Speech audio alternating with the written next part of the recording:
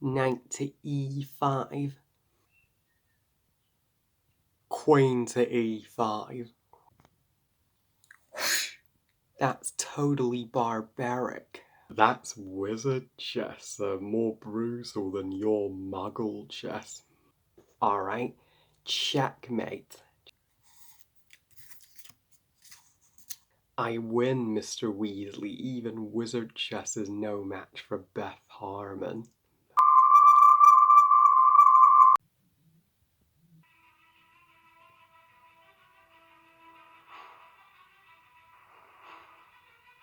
The Queens Gambit is the 2020 7-part mini-series that's premiered on Netflix and is based on the novel by Walter Tevis of the same name. So the Queen's Gambit tells the story taking place during the Cold War period in the 1960s, where young orphan Betha Harmon, played by Anya Taylor Joy, where after being forced to stay at an orphanage, finds her true talent in life, where she is taught how to become a master of chess by the orphanage's janitor, and the rest of the show from there focuses on not only her rise to become the world's greatest chess player and the queen of chess, but also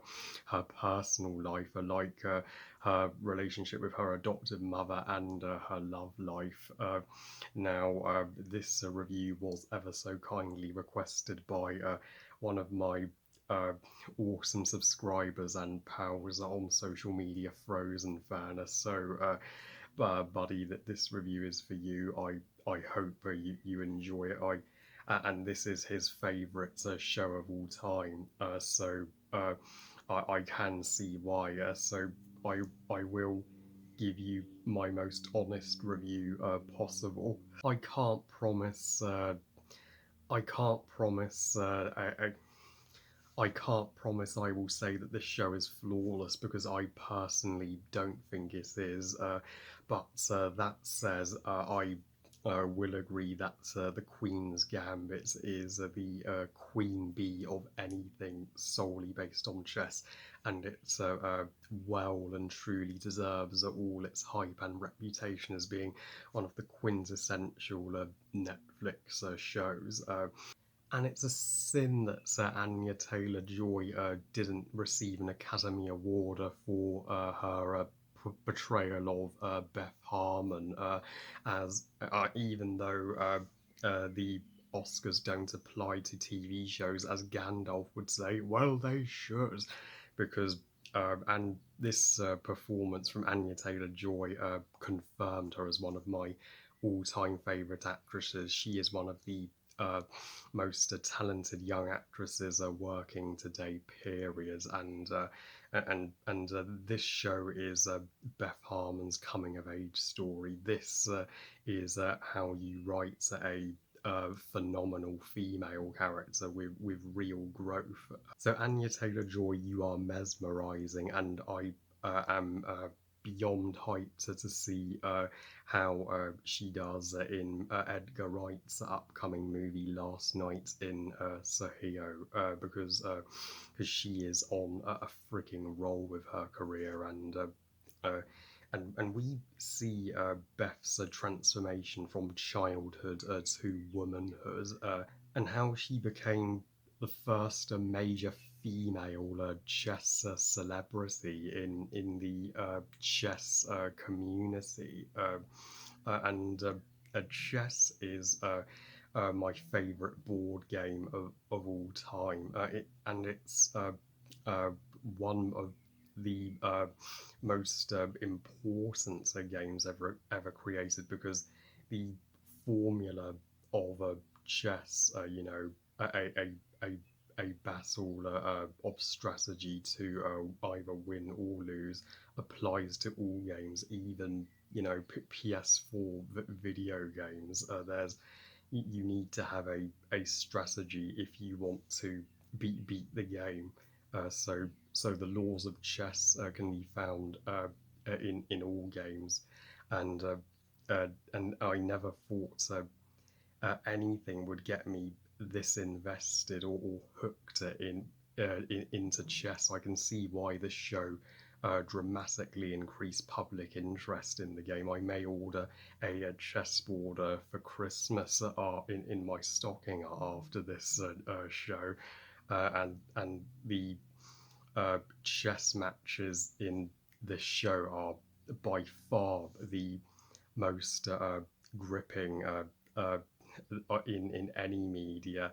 I thought Wizard's Chess from Harry Potter was fun, but this tops this, and of course. I know the Doctor Who story Nightmare in Silver is criticised for just being about the Doctor and Clever, at war with each other in a chess match rather than a war against the Cybermen. But this show is way more engaging than that in terms of its chess. Trust me, and I really think that Beth Harmon could even beat Ron Weasley in a game of wizard chess. No, because no chess game is too hard for her. I mean, she literally goes up against all these men in chess, and nobody has any confidence that she can do it, and yet she wipes the floor with their low expectations as she uh, I mean, she thrashes all the male chess players and leaves them just astonished by her talent. And but so but she's not so a invincible Mary Sue.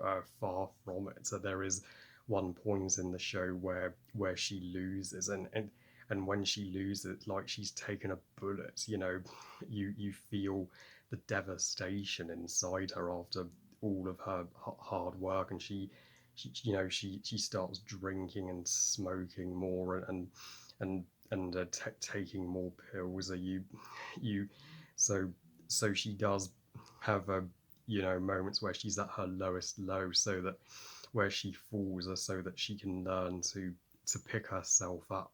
That is how all strong female characters should be written. They have moments where they win and lose at the same time, and uh, there are surprisingly more British actors in this show than I thought there would be, especially Harry Melling, who plays one of her love interests, who we see most of in episode 5. We of course all know him as Dudley in Harry Potter, so that's what Dudley did after the Deathly Hallows. He went to America and met Beth Harmon, oddly enough. And my personal favourite relationship in this show is not her relationship with any of her lovers or the boys that crush on her, but her relationship with her adoptive mother. We do see flashbacks in the opening scenes of each episode with her and her biological mother, and her biological mother, of course, did have a profound influence on her and shaped her into being the woman she is today. But her relationship with her adopted mother is just as strong, even though it was her husband who made the decision to adopt her from the orphanage. As she grows uh, extremely close to her adopted mother, closer than she ever initially intended to, and you see the adopted mother and her go to Paris together. The mother fully supports her when she's feeling overwhelmed and stressed out about her upcoming chess matches. Their scenes together are the loveliest in the entire show, though I'm afraid to say there is no payoff to this relationship because of the decision that I totally disagree with when they kill off the adoptive mother. Sadly, Beth's adoptive mother had a drinking problem, and that took her life. But I hated the decision to end their relationship, but that way I know it was to uh, you know up the stakes for Beth to put to begin the time where she would be at her low points in the show, but I really think her adopted mother deserved to live. I really think she deserved to live to see her adoptive daughter, come out on top and go to Moscow for the final chess round it championship in episode 7.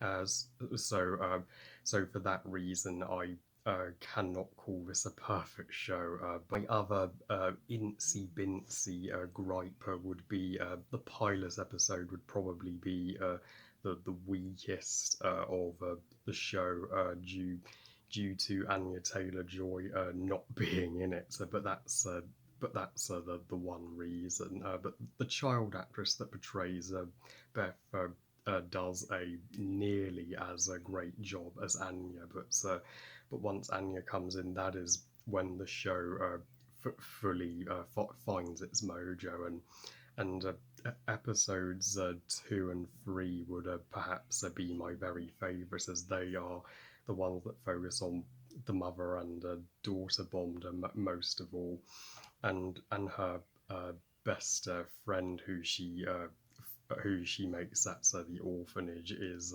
one of my favourite characters here, and I love that they brought her back for the final episode to help Beth get back on her feet, and they attended the funeral of the janitor who taught her how to play chess, just to pay their last respects to him, and it was also a way of Beth thanking him for teaching her to become the uh, genius chess player that she is, and it was so admirable of her to mention in an interview in Moscow that the janitor taught her how to play. So she made sure he got a mention in her biography, and the uh, and the production value of the show and the sets to make it look and feel like the 60s is just killer. I mean, this is the most glamorous Netflix show that my eyes have ever had the privilege of beholding. I mean, every single set from Paris to Moscow to New York. This show takes us on a world tour throughout the 60s as Beth gets higher and higher in the chess championship. They all look immaculate, and we even get to see how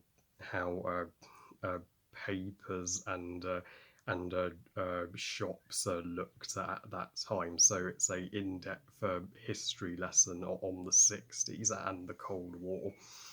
And Beth's final opponent in the finale, in the uh, final chess showdown in Moscow, is a honourable villain, I have to say, even though he loses in style and accepts defeat. He takes defeat rather well, and I just uh, well loved how visually cool were the scenes where Beth was imagining a huge chessboard in her mind on top of a ceiling, and how where the pieces go, and how where she would move them in order to win. And it's not uh, a long show to get through at all. You could easily get through it in a week, being only 7 episodes.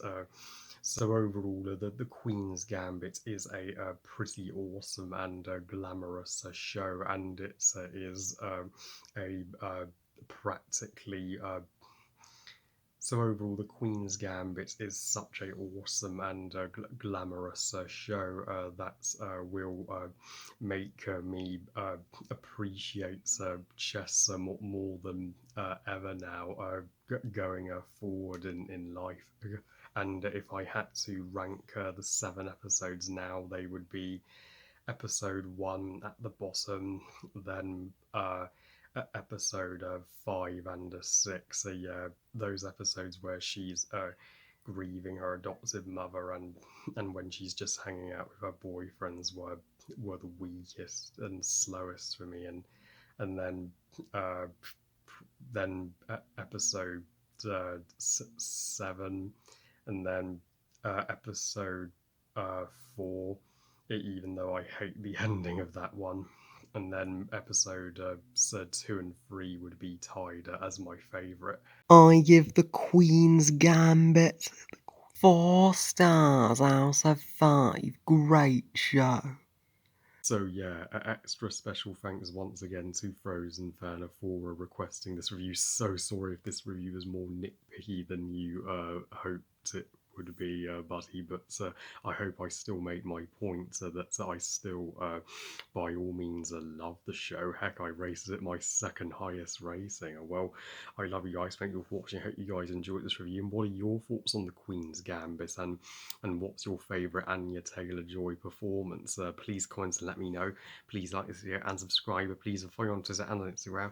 And I'll see you next time. And remember, movies are us. Bye, guys.